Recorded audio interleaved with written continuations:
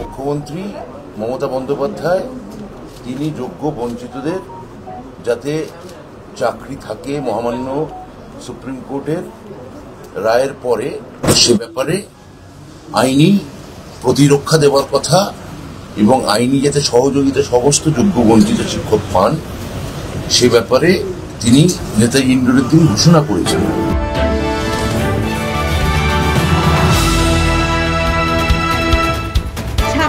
চাকরি বাতিল নিয়ে সরকারকে দুষছেন বিরোধীরা, অন্যদিকে আন্দোলন আরো তীব্রতর করছে আন্দোলনকারীরা।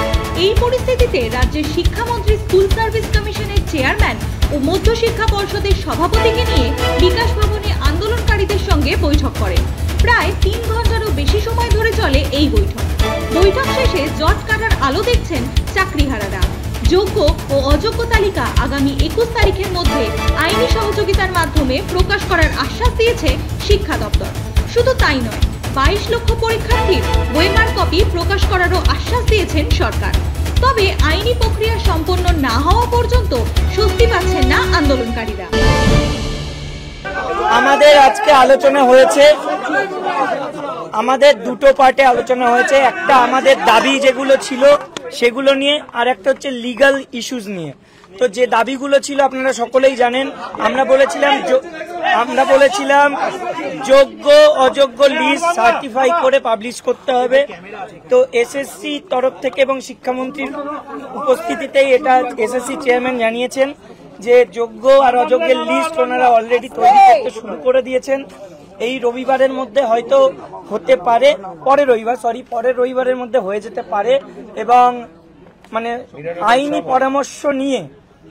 পরামর্শ নিয়ে সোমবার নাগাদ উনি সেটা পাবলিশ করবেন, পরের সপ্তাহের সোমবার, 21 তারিখ, মোস্ট প্রবাবলি 21 তারিখ। আর 22 লক্ষ ওএমআর যেটা বলা আছে, টোটাল পরীক্ষার্থী যারা ছিল তাদের ওএমআর পাবলিশের কথাও আমরা বলেছি। তো ওনারাও সেটাও বলেছেন যে সেটা তো আছে, আইনি পরামর্শ নেবেন।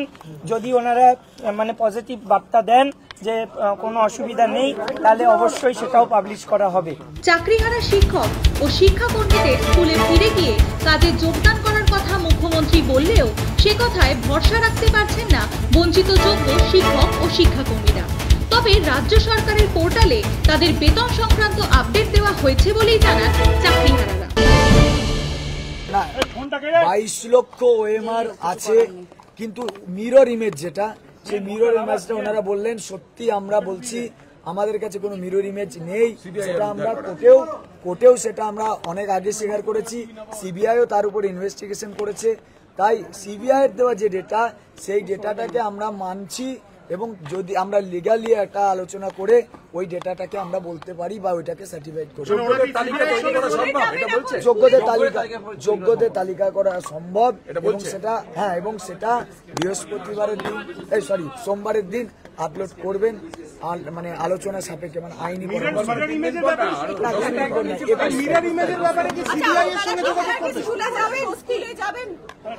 স্কুলে তো যাচ্ছি না। বৈঠক শেষে শিক্ষামন্ত্রী ব্রাত্য বসু আগামী 2 সপ্তাহের মধ্যে যোগ্য ও অযোগ্য তালিকা প্রকাশ করার কথা বলেন। একই সঙ্গে বেতন পাবেন কিনা যোগ্য বঞ্চিতরা, সেই নিয়ে আইনি জটিলতার কথা তুলে ধরেন তিনি।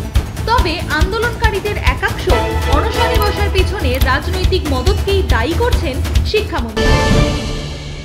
মুখ্যমন্ত্রী মমতা বন্দ্যোপাধ্যায় তিনি যোগ্য বঞ্চিতদের যাতে চাকরি থাকে মহামান্য সুপ্রিম কোর্টের রায়ের পরে সে ব্যাপারে আইনি প্রতিরক্ষা দেওয়ার কথা এবং আইনি যাতে সহযোগিতা সমস্ত যোগ্য বঞ্চিত শিক্ষক পান সে ব্যাপারে তিনি নেতাজি ইন্দ্রের দিন ঘোষণা করেছিলেন। সেই মোতাবেক আজকে আমরা বিকাশ ভবনে ওনারা আমাদের সঙ্গে বসতে চেয়েছেন। ওরা চিঠি লিখে একটা আবেদন করেন এবং সেই তার পরিপ্রেক্ষিতে আজকে বৈঠক হয়েছে। ওরা বেশ কিছু দাবি আমাদের কাছে করেছেন। আমার ধারণা সেই দাবিগুলো বা কি দাবি দেওয়া সেটা ইতিমধ্যেই আপনাদের কাছে ওরা আপনাদের মিটিং এর ফলাফল এক প্রস্ত আপনাদের জানিয়েছে। আমাদের দিক থেকে বলার যে ওরা যেগুলো বলেছেন সেগুলোর সঙ্গে আমাদের কোনো বিরোধ নেই। কিন্তু প্রত্যেকটা ক্ষেত্রেই যেহেতু আপনারা বুঝতেই পারছেন এটা মহামান্য সুপ্রিম কোর্টের একটা সরাসরি নির্দেশ আছে, সেখানে আমরা আইনি কবচ বা আইনি সহযোগিতা ছাড়া, আইনি পরামর্শ ছাড়া এখানে আমরা কোনো কাজই করতে পারবো না। ফলে ওদের দাবিগুলি অত্যন্ত ন্যায়সঙ্গত। আমরা আইনি পরামর্শ নেব।